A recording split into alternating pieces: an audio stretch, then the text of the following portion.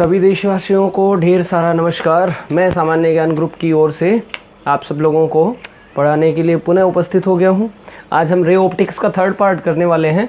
मेरे अनुसार मैंने इसको मॉडिफाइड किया है थोड़ा सा, ताकि आप लोग इसको आसानी से समझ सकें। मैंने उस दिन आपको अवतल लेंस और उत्तल लेंस के बारे में बताया था। अवतल लेंस वो होता है जिसके किनारे उठे हुए और बीच का हिस्सा धंसा हुआ होता है, और उत्तल लेंस वो होता है जिसका बीच का हिस्सा उठा हुआ होता है और किनारे धंसे हुए होते हैं। इसकी फोकस हमेशा आभासी होती है और लेफ्ट में होती है, इसीलिए ऋणात्मक होता है। इसकी फोकस धनात्मक होती है।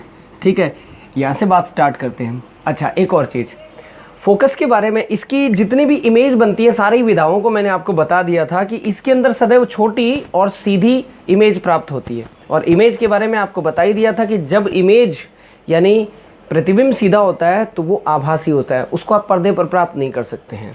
ठीक है, इसके अंदर एक कंडीशन को छोड़ के बाकी सभी कंडीशन में आपके पास जो इमेज प्राप्त होती है वो इमेज कैसी होती है? वास्तविक होती है। अर्थात सारे प्रतिबिंब लगभग उल्टे बनते हैं एक प्रतिबिंब को छोड़कर, जब वस्तु फोकस और प्रकाश केंद्र के मध्य स्थित होती है, वो वाली सिचुएशन को छोड़ के। वो सरल सूक्ष्मदर्शी का सिद्धांत है। यहाँ तक तो आपको समझ में आ गया था। अब आगे का भाग स्टार्ट करने से पहले आपको प्यार से फिर से प्रार्थना करता हूँ, सभी सदस्य जितने भी लोग हैं, जितने भी लोग इस वीडियो को देख रहे हैं, जितने भी लोग इसको मतलब नॉलेज के लिए इस क्लास को ले रहे हैं, कृपया आप सभी लोग इसको शेयर, लाइक और कमेंट अवश्य करें। आपके कमेंट से हमें पता लगता है कि एक्चुअल में आपको किस तरह का और डाटा चाहिए, किस तरह का और नॉलेज चाहिए। ठीक है, मैं अपनी तरफ से प्रयास कर रहा हूँ कि इसको मैं 3 या 4 क्लासेस में एकदम से फिनिश कर दूँ। चलिए आगे स्टार्ट करते हैं। इसको अधिक समय ना लेते हुए, हमारे पास ये लेंस है, इसकी फोकस धनात्मक है। इसके अलावा लेंस की एक पावर भी होती है। आप सब लोगों को बता दूं, लेंस की जो पावर होती है उसको हम लोग डायोप्टर, उसका जो मात्रक होता है डायोप्टर होता है। Power P is equal to, lens के लिए बता रहा हूँ, power P is equal to 1/f। लेकिन याद रखना, हमारा जो फोकस है वो मीटर में होना चाहिए। अगर फोकस मीटर में नहीं है तो मीटर में बना लीजिए। ओके, तो इसका जो मात्रक होता है वो होता है डायोप्टर। डायोप्टर ये इसका मात्रक होता है। पावर का, लेंस की क्षमता का मात्रक डायोप्टर होता है। कुछ लोग इसको मीटर इनवर्स भी कहते हैं, एक ही बात है, क्योंकि इसका मात्रक मीटर होता है, ऊपर ले जाओगे तो मीटर इनवर्स हो जाएगा। तो ये इसका SI मात्रक होता है। भाई ध्यान रखना, कई बार पेपर में पूछ लेते हैं कि लेंस की क्षमता का SI मात्रक क्या होता है, और A ऑप्शन दे दिया मीटर इनवर्स, B ऑप्शन दे दिया डायोप्टर, और C ऑप्शन दे दिया उपरोक्त दोनों, और D ऑप्शन दे दिया उपरोक्त में से कोई नहीं। तो वेरी सिंपल है, इसका उत्तर क्या हो जाएगा? उपरोक्त दोनों। क्यों? इसका एक कारण है, क्योंकि ये दोनों ही इसके मात्रक है। एक ही बात है, चाहे दोनों में से कुछ भी कह दें। ओके, यहाँ तक तो समझ में आ गया होगा आपको। अब हम इस फोकस से रिलेटेड कुछ बातें कर लेते हैं। आपने डायोप्टर तो पता लगी गया आपको। अब एक चीज़ और कि इनका प्रयोग और कहाँ होता है। एक और ऐसी चीज़ है जहाँ पर इसका प्रयोग होता है, जिसके बारे में मैंने आप लोगों को कहा था कि मैं बताऊँगा। अच्छा, उसके बारे में अपने समझते हैं, क्योंकि परीक्षा में प्रश्न आते हैं। आप लोग कभी नहीं बोलोगे, ये मेरा वादा है, अगर आपने इसको ढंग से देख लिया तो। ये देखिए, नेत्र में इसका प्रयोग होता है। तो मैं सबसे पहले नेत्र बना के और कोई 2 मिनट में इसका जो भी फंक्शन है वो बता दूं। जितने भी स्कूली बच्चे हैं, जो भी 10th क्लास वाले हैं और इस वीडियो को देख रहे हैं, आपको बता दूं कि नेत्र बनाना कैसे है। ये देखिए, जैसे एक रैकेट बनाते हैं ना, बिल्कुल उस तरह से आप इसको ऐसे बना सकते हैं। ओके, तो ये यहाँ पे इस तरह से, और ये जो हिस्सा होता है इसको हम बाद में देखेंगे। यहाँ थोड़ा सा एक खाँच बना दीजिए, हल्का सा। यहाँ से ये खाँच बनाते हुए आप चलेंगे और ये हिस्सा मिटा देंगे। इतना हिस्सा तो मिट गया। अब यहाँ पर एक लेंस बनाते हैं हम लोग। ठीक है, ये हो गया आपका लेंस। पता तो लग गया होगा किस प्रकार का ये लेंस है। ये लेंस हमने नहीं बनाया भाई, ये लेंस गॉड ने बनाया है। वेरी सिंपल, इस लेंस को हम लोग कहते हैं उत्तल लेंस। ये मांसपेशियों द्वारा बनाया हुआ नेत्र का उत्तल लेंस होता है। और यहाँ पर ये जो आपको पेशियाँ दिखाई दे रही हैं, इसको पक्षमाभि पेशियाँ बोलते हैं। ध्यान रखना, ये पक्षमाभि पेशियाँ हैं। ये पेशियाँ इस लेंस को पकड़ के रखती हैं। अगर मैं इसका फ्रंटल व्यू बनाऊँ तो ये हमारा लेंस हो गया जो गोल होता है। मैंने इसका ट्रांसफर सेक्शन बनाया, और यहाँ पर ये इस तरह से ये चारों तरफ से इसके ये पेशियाँ लगी होती है। सिलीरी इसको हम लोग बोलते हैं पक्षमाभि पेशियाँ, यानी सिलीरी मसल्स। ये मसल्स क्या करती हैं, जब ये जो है इस लेंस की जो कर्वेचर होता है, यानी इसका जो गोल हिस्सा होता है, इसको मोटा या पतला बना सकते हैं खींच के या छोड़ के। तो अगर ये फैल जाती हैं तो ये लेंस पतला हो जाता है, और जब ये सिकुड़ जाती हैं तो ये लेंस चौड़ा हो जाता है। तो जब चौड़ा हो जाएगा तो पतला हो जाएगा। तो ये इस तरह से इसका फ्रंटल व्यू अगर आप चाहें तो देख सकते हैं। इसको मैंने यहाँ ऐसे बनाया। तो अब समझना इस बात को ज़रा ध्यान से, ये सिर्फ समझने वाला पार्ट है ज़्यादा। इसमें क्या होता है कि यहाँ पर एक स्वच्छ मंडल होता है, मतलब यहाँ भी कोई द्रव भरा होता है जो पारदर्शक होता है, इसमें भी कोई द्रव भरा होता है जो पारदर्शक होता है, इसमें भी कोई द्रव भरा होता है जो पारदर्शक होता है। ठीक है, अब समझना ध्यान से। यहाँ पर परितारिका होती है जो इसको पूरी तरह से घेरे रखती है। परितारिका का क्या काम है, उसके लिए एक नेत्र बनाते हैं ऐसे करके, ताकि आपको आराम से समझ में आए। ये नेत्र हो गया, ये बीच का हमारे पास लेंस वाला भाग हो गया। यहाँ पर छोटा सा छेद होता है और ये चारों तरफ से ऐसे करके एक चीज़ से घिरा रहता है जिसको हम परितारिका बोलते हैं। इस परितारिका को ही बनाया है यहाँ मैंने। इस छोटे से छेद को बोलते हैं प्यूपिल या पुतली, इसका नाम होता है प्यूपिल। उसके बाद में ये हिस्सा होता है परितारिका यानी आइरिस। इसका मेन काम क्या होता है समझना। जब लाइट पड़ती है तो आपने देखा होगा पुराने ज़माने का कैमरा 1 सेकंड के लिए खुलता है और वो जो नेगेटिव होती है उसके ऊपर कोई फोटो सेंसिटिव सब्सटेंस जुड़ा हुआ होता है, लगा हुआ होता है। तो वो जो सब्सटेंस होता है वो गड़बड़ करता है। वो ना जैसे ही लाइट आती है तो वो सब्सटेंस सेंसिटिव होता है, उसकी वजह से वो उतना एरिया हट जाता है, जिसकी वजह से फ़ोटो क्लिक होती है। तो वैसा ही कुछ हमारे नेत्र में होता है। नेत्र में पीछे रेटिना होती है अर्थात दृष्टिपटल। यहाँ पर प्रतिबिंब का निर्माण होता है, ये दृष्टिपटल है। ओके, मेरे ख्याल से आप सब लोगों को पता होगा, जिन जिन लोगों ने नेत्र के बारे में पढ़ा होगा। ये पीछे जो मैं बना रहा हूँ ये तंत्रिकाएँ होती हैं। ये तंत्रिकाएँ पूरे जो ये रेटिना वाला भाग है, इस पूरे रेटिना वाले भाग में फैली होती हैं अंदर तक। इसमें शंकु और सलाखा होते हैं। इसके बारे में कभी बड़े प्यार से डिस्कस करेंगे नेत्र वाले चैप्टर में। फ़िलहाल तो हमें लेंस के बारे में कुछ चीज़ें समझनी है। तो ये जो तंत्रिकाएं होती हैं ये इस पे बने हुए प्रतिबिंब की सेंसेशन को मस्तिष्क तक पहुंचाती हैं, मस्तिष्क तक। ओके, यानी ब्रेन तक पहुंचाती हैं। ओके, अब समझना, ध्यान से समझना, यहाँ तक तो आपको क्लियर हो गया होगा। अब होता क्या है कि जैसे ही लाइट पड़ती है, अब देखो जैसे मान लो यहाँ पर एक वस्तु रखी हुई है, समझना ध्यान से। तो ये वस्तु का जो प्रतिबिंब अंदर जाएगा ना, तो ये यहीं पे बनता है, ए यहाँ पर तैयार हो जाता है। और मैं इसको थोड़ा सा आगे इसलिए बना रहा हूँ ताकि आपको ये प्रतिबिंब दिख सके।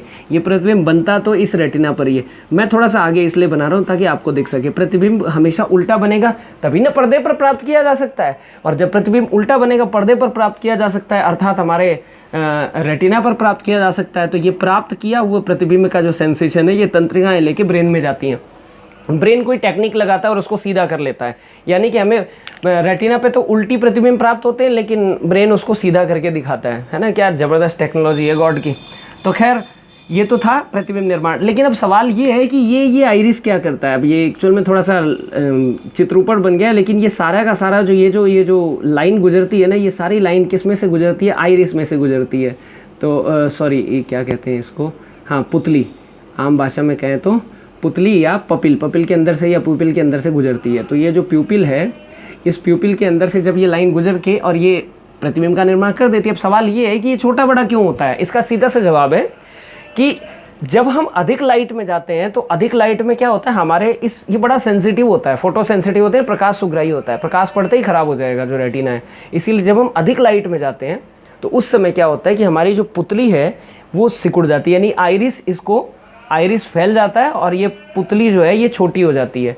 तो जब आइरिस फैल जाता है और पुतली छोटी हो जाती है तो लाइट कम मात्रा में अंदर प्रवेश करती है। लेकिन जैसे ही हम अंधेरे जैसे एरिया में जाते हैं तो ये पुतली ये जो आइरिस है, छोटा छेद, ये फैल जाता है और प्रकाश अधिक मात्रा में अंदर जाने लगता है। कुल मिला के प्रकाश की तीव्रता को कंट्रोल करने का जो काम है वो इस छेद द्वारा किया जाता है। ये छेद समय समय पर छोटा और बड़ा होकर प्रकाश की तीव्रता को नियंत्रित करता है, यानी कंट्रोल ऑफ लाइट इंटेंसिटी।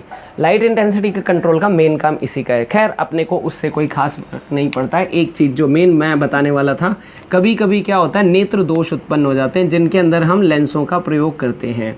नेत्र दोष कैसे उत्पन्न होता है मैं आपको समझा देता हूँ। उसके लिए मैं समंजन क्षमता को समझना जरूरी होगा। समंजन क्षमता क्या होती है, देखिए जैसे जैसे ये प्रतिबिंब दूर जाएगा, अब मैं इस प्रतिबिंब को दूर भेज रहा हूँ, जैसे जैसे प्रतिबिंब दूर जाएगा वैसे वैसे ये पक्षमाभी पेशियाँ यानी सिलियरी मसल्स इसको मतलब खिंच जाएंगी, ये कॉन्ट्रैक्ट हो जाएंगी। कॉन्ट्रैक्ट होने के बाद में ये जो लेंस है ये पतला हो जाएगा, खिंच जाएगा दोनों तरफ से, मतलब चारों तरफ से। खींचने के बाद ये लेंस पतला हो जाएगा। तो मैं ये डॉटेड लाइन से बना देता हूँ, ये जो जी ये पतला हो गया, तो लेंस पतला हो जाएगा, तो लेंस की फोकस दूरी बढ़ जाएगी। फोकस दूरी बढ़ने की वजह से ये जो दूर गया हुआ प्रतिबिंब है इसकी इमेज भी इसी रेटिना पर प्राप्त होगी। इसका मतलब जो आँख में लेंस होता है वो अपनी फोकस दूरी को एडजस्ट कर करके पास वाली चीज़ भी देख सकता है, दूर वाली चीज़ भी देख सकता है, दोनों चीज़ों को देख सकता है। यानी हम मतलब मेरा हाथ भी दिख रहा है, लेकिन जैसे मैं दूर की चीज़ देखना स्टार्ट करूँगा उसी समय फ़ौरन फटाक से ये लेंस पतला हो जाएगा और मुझे दूर की चीज़ भी दिखने लगेगी। मतलब मैं जितना भी नज़र दौड़ाऊँ, आप लोग जितना भी नज़र दौड़ाओ, तो जहाँ तक वो चीज़ें हैं ना उतनी बार हमारा लेंस लगातार पतला या मोटा होता है। इस गुण को हम लोग कहते हैं समंजन क्षमता। यानी लेंस के मोटे या पतले होकर अपनी फोकस दूरी को एडजस्ट करने की जो क्षमता होती है वो समंजन क्षमता होती है। बड़ी अद्भुत क्षमता होती है। इस क्षमता के कारण हम कम से कम 25 सेंटीमीटर से लेकर अधिक से अधिक अनंत तक देख पाते हैं। अनंत मतलब जहाँ तक आपका दृष्टि जाता है आप वहाँ तक इसको देख सकते हैं। ये हमारे नेत्र की रेंज होती है ना, परास होती है। नेत्र की परास कितनी होती है कई बार पेपर में पूछ लेते हैं, तो पता होना चाहिए 25 सेंटीमीटर से लेकर और अनंत तक होती है। समझ में आया? अच्छा, अब उसके बाद में क्या आता है, अब जरा सुनना ध्यान से। यहाँ तक तो समझ में आ गया होगा आपको। लेकिन कभी कभी क्या होता है, सिलियरी मसल्स ढीली हो जाती हैं। सिलियरी मसल्स ढीली होने की वजह से क्या होता है कि जैसे ही सिलियरी मसल्स ढीली हुई तो सुनना ध्यान से, दो प्रकार का दृष्टि दोष उत्पन्न होता है जो इस सिलियरी मसल्स के ढीले होने के कारण होता है। पहला दोष, मान लेते हैं कि ये हमने निकट की वस्तु देखी, तो निकट की वस्तु को देखते समय लेंस मोटा होता है और ऐसी कंडीशन में प्रतिबिंब कहाँ बनेगा, रेटिना पे बनेगा। लेकिन जैसे ही वस्तु दूर जा रही है वैसे ही लेंस को पतला होना चाहिए, लेकिन ये पतला नहीं हो पा रहा है। अगर ये पतला नहीं हो पाएगा तो फिर प्रतिबिंब थोड़ा आगे बन जाएगा, यानी प्रतिबिंब यहाँ बन जाएगा। तो इसका मतलब यहाँ बने हुए प्रतिबिंब को तो व्यक्ति देख नहीं पाएगा। ठीक है ना, समझना। तो इसकी वजह से क्या हुआ, उसमें एक दृष्टि दोष पैदा हो गया। दृष्टि दोष कौन सा दृष्टि दोष हुआ, वस्तु का प्रतिबिंब निकट बना, इसीलिए इस दोष को बोलेंगे निकट दृष्टि दोष। यानी रेटिना पे ना बन के उसके निकट कहीं आसपास बन गया है। इस प्रकार के दृष्टि दोष को निकट दृष्टि दोष बोलेंगे।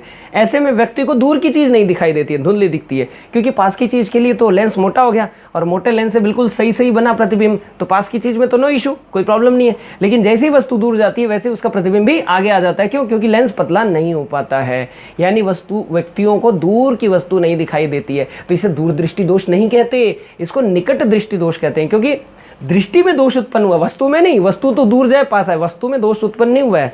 दोष किस में उत्पन्न हुआ है, दोष दृष्टि में उत्पन्न हुआ है, इसलिए इसको निकट दृष्टि दोष बोलते हैं। क्योंकि इमेज रेटिना के निकट बन जाती है। यानी जिन व्यक्तियों को दूर की वस्तुएं नहीं दिखाई देती हैं उन्हें हम निकट दृष्टि दोष के अंतर्गत लेते हैं। और निकट दृष्टि दोष में लेंस ठीक से पतला नहीं हो पाता है और निकट दृष्टि दोष में इमेज भी रेटिना के आगे बन जाती है। तो ऐसे में लेंस को पतला करने के लिए हमें एक उल्टा लेंस आंखों के आगे लगाना पड़ेगा।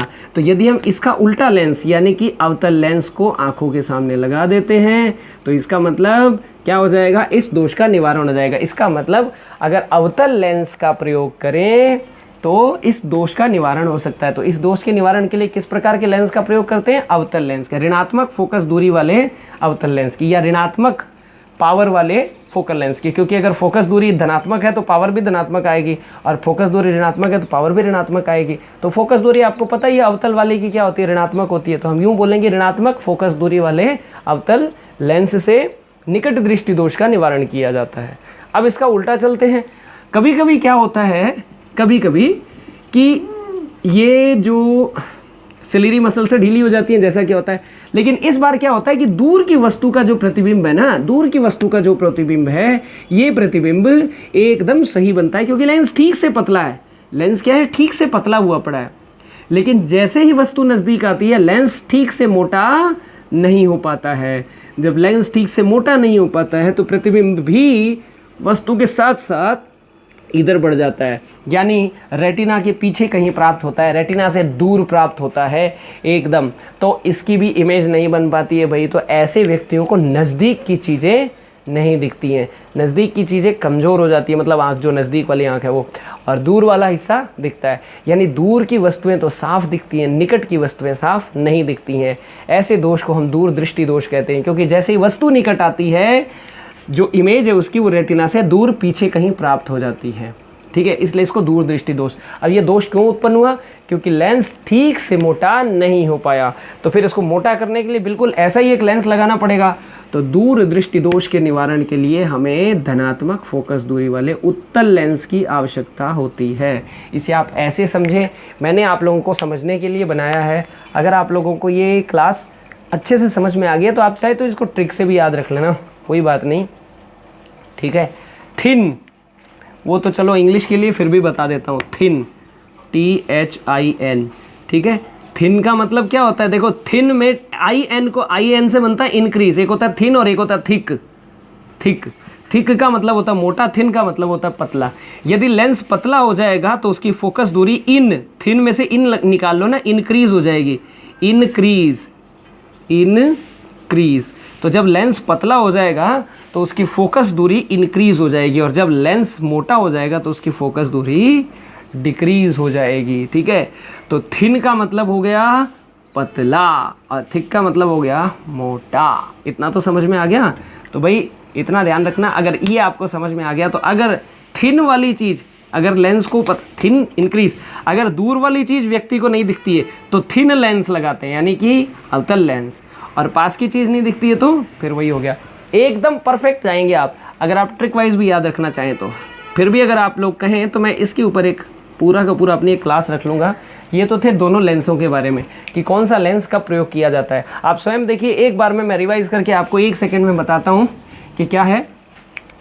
जब पास की वस्तु व्यक्ति साफ देख पाता है तो इसका मतलब इसके लेंस की मोटाई ठीक ठाक है। जैसे ही वस्तु दूर जाती है, लेंस ठीक से पतला होना चाहिए, पतला हो नहीं पाता है, जिसकी वजह से प्रतिबिंब आगे आ जाता है। इसको निकट दृष्टि दोष कहते हैं। निकट दृष्टि दोष में व्यक्ति दूर की वस्तुओं को नहीं देख पाता है, और इसके निवारण के लिए अवतल लेंस का प्रयोग किया जाता है। ठीक इसी तरह से उल्टा कर दो, व्यक्ति को दूर की चीज़ें तो साफ दिखाई देती हैं क्योंकि लेंस ठीक से पतला हो जाता है, लेकिन जैसे ही वस्तु आगे आती है, निकट की वस्तु व्यक्ति को नहीं दिखाई देती। क्यों? क्योंकि उसका प्रतिबिंब रेटिना से दूर पीछे प्राप्त होता है। इसे दूर दृष्टि दोष कहते हैं। दूर दृष्टि दोष कब होता है? जब लेंस ठीक से मोटा नहीं हो पाता है। ठीक है, तो इसको मोटा करने के लिए, तो मोटा तो नहीं हो पाएगा, तो फिर आगे क्या लगा देते हैं? उत्तल लेंस। तो दूर दृष्टि दोष के निवारण के लिए उत्तल लेंस का प्रयोग करते हैं, जो कि धनात्मक फोकस दूरी का होता है। यहाँ तक तो आपको समझ में आ गया होगा, और आप चाहें तो स्क्रीनशॉट भी ले सकते हैं, नो इशू। ठीक है, अब इसको मैं मिटा के और नई चीज़ बनाता हूँ, एक जो आप लोगों के लिए लास्ट एक और पॉइंट बताता हूँ, फिर हम न्यूमेरिकल पर चलेंगे।